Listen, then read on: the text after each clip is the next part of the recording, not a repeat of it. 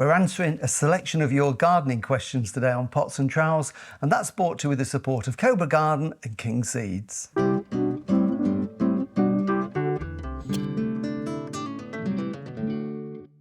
Hello and welcome to Pots and Trowels. Well, it's Boxing Day for us today, the 26th of December, so hope you're all having a wonderful festive holiday. And this is a day when Jill and I like to relax. We've had our Christmas meals and we just like to sit in, read, watch a bit of television and just sometimes do a bit of planning what we're going to be doing in the garden. So I thought what we would do today is actually answer some of your questions. And these are questions that we've either been asked on the podcast or the YouTube channel, or when I've been out and about talking to gardening clubs and groups all over the countryside. So in no particular order, we're going to start with one about a poinsettia, and this comes from Becky. And Becky has been given a poinsettia as a gift, and she's never grown one before, had one before, and she wants to know how to care for it and keep it in good condition. Well, the secret, Becky, with a poinsettia, which is a lovely plant, have these very colourful bracts that are usually red, that's the traditional colour, but they can be also cream or a pink mottled colour. And they come originally from Mexico, so that's a bit of a clue as to the fact they like it to be fairly warm. So you want to put it in a room in your house where it's got good light, but it also needs constant warmth. So don't put it in the coldest, draftiest room that you've got. Otherwise, those bracts and the leaves will drop within a matter of days. So essentially, light, warmth, and then just keep the compost moist. You don't have to keep it too wet. Feel the compost when it starts to dry out a little bit, give it a bit more water. And very often people keep these going not only for weeks, but for months and months and months, and it will get bigger. So enjoy your poinsettia. This is a question from Julie in Yorkshire, and it's about pruning her apples. This year, she says, the leaves have only just fallen off her big apple tree, and she wants to know now if it's too late to prune it or whether she's got to wait until early spring when the weather warms up a little bit. Well, we've had exactly the same problem, Julie, with ours. We've got a big Bramley apple tree. I've been wanting to do some pruning, but this autumn was strange.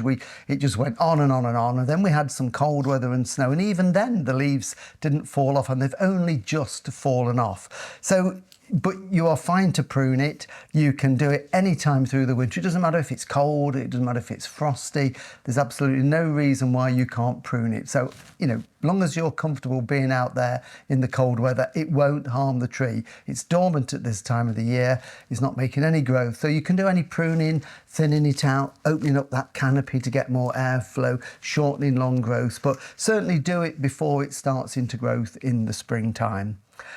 David has been in touch, and I'm sorry, I don't know where David's from, but David has got several half packets of salad leaves and lettuce seed, and he wants to know, I think he's getting impatient, he wants to know if he can sow them now so that he can grow some lovely fresh salads. Well, you certainly can't sow them outside. I'm assuming you're in the UK, David. It's too cold to sow them outside, even if you're down in the south of the country. So you'd have to wait until early spring to be able to do that. But there's no reason why you can't sow them inside in pots or small trays, on a windowsill. If you've got a nice bright windowsill that's fairly cool, but not frosty, you could do it. Now, bear in mind, we are at the time of the year where our days are at the shortest, but very soon they're going to gradually get a little bit longer. So if you can wait maybe till the middle or the end of January, sow those seed in little trays or pots thinly, cover them with a little bit of compost, keep them moist, they will germinate on a cool windowsill, and then in a matter of weeks you can just pick those small leaves and enjoy them as fresh salads in whatever way you want to. This is from New to Gardening from Lincoln, and they want to know, what jobs does a gardener do in the winter? Well, there are still quite a lot of things that we can be doing at this time of the year. Might be sitting inside by the log burner today, but there's an awful lot that you can do. We're certainly, when we get out in the garden, we're going to be finishing working in the borders. So any of the perennials that have died down and look horrible, we can clear those a little bit. Anything that still has seed heads on or structure, we will leave because they look good and provide seed for the birds. I can do some pruning. We've just talked about the apple trees. Any deciduous shrubs that need a little bit of a light prune just to keep them in shape, but nothing too heavy if they're spring flowering, otherwise they won't flower in the spring. If the ground isn't solid, with frost, then you can still plant. So you can be planting roses, fruit trees, ornamental trees in the garden. I always like to check any structures, you know, if you've got any arches or obelisks or frameworks that plants are growing up, just check those in the winter because they can loosen in the windy weather. Maintain paths. If you've got gravel paths, for example, you know, give them a weed, give them a rake over, clean the gutters on your sheds or your greenhouse, prepare new borders if you wanted to. So loads and loads. Or if you don't want to go out, just get some seed catalogues and plan what you're going to grow from seed next year. So there's always something we can be doing.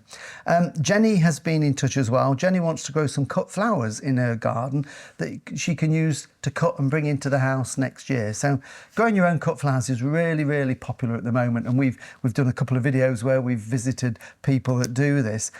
So if you want to get started, I wouldn't be too enthusiastic to start with. Just get maybe 5 or 6 different plants that you can grow for their cut flowers, and then you can always add more to it. And one that I think is really well worth growing are dahlias. Dahlias are fantastic. They come in so many different colours, shapes and sizes. Some are better for cut flowers than others because they have nice long stems on them. So do a little bit of research, buy some plants or tubers to plant in your garden in late spring, and they will flower from sort of July. And this year, ours in our garden, we still had flowers on in November. And remember, the more you cut, the more you get. Alströmera is another good one. It's a perennial. You can plant it in the garden. It dies down in the winter, comes back in the spring. And we grow one called Indian Summer, which has got a dark leaf and it's got really lovely sort of burnt yellowy orange flowers. And again, they just flower for so long and they last a long time in water. From seed, you can do sweet peas. There's still time to sow sweet peas from now right the way through till March. You can be sowing those in pots. Cosmos, these now you're going to be sowing in the spring. Cosmos, Larkspur, Zinnia, Ami Major, they're all lovely annual cut flowers, so will just flower through the summer and then die. And Ami Major is a very small white frothy flower, so it's a great filler because you need fillers and foliage to go between your flowers. And a couple of perennials that you may already have in the garden, but if not, get them. One is Astrantia, which will flower and flower and flower, quite delicate, often known as the pincushion flower, and Alchemilla mollis there, the lady's mantle. It's got those lime green fluffy flowers. They look great when mixed in with your other cut flowers. So have a go, you'll love it, and you'll always have cut flowers through the summer that you can bring into the house. And the final question, this is one that we were asked when we were down at a gardening club in Norfolk a few weeks ago, and a gentleman asked me what was my or is my favourite gardening tool. And I had to think about this, but then I said my favourite gardening tool is without doubt my hoe.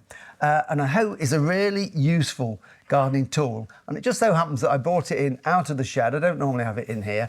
So this is a hoe. It's used for all sorts of, mainly weeding. And what you do, this is the blade, this is what we call a push hoe. So you use it standing behind it and slide it along the surface of the ground, and it chops off those little seedling weeds that just push up through the spring and the summer. So it chops them off really well. It loosens hard soil, so you can loosen that crusty soil on the top. You can use it when you've mown your lawn and you've edged. You can use it to chuck up the edge again. You can use it with the pointy bit to take a drill out in your vegetable garden along a string line so you can sow seeds down it. So it's a really, really useful tool. And this is the one I use. Mine is stainless steel with a lovely wooden handle, and I really, really like that. Jill has also got one, and I think it's probably one of Jill's favourite tools. As you can see here, this one's had a lot more use. This is a traditional, what we call a Dutch hoe. This is the shape of the blade on a Dutch hoe, and this is the cutting edge, so we need to keep this reasonably sharp. You touch it up once a year with a file, just to make sure we've got that cutting edge. And again, we slice that along the surface, and you can use it in all the same ways. This is a lightweight aluminium handle, and you can see how much use this is been given by Jill. She's had this for probably 20 years. It was a present, and you can see where her hand's been on the handle there. It's actually rubbed the paintwork off. So it's a really, really useful tool, and that would be my favourite tool of all time to use in the garden. So thank you for your questions.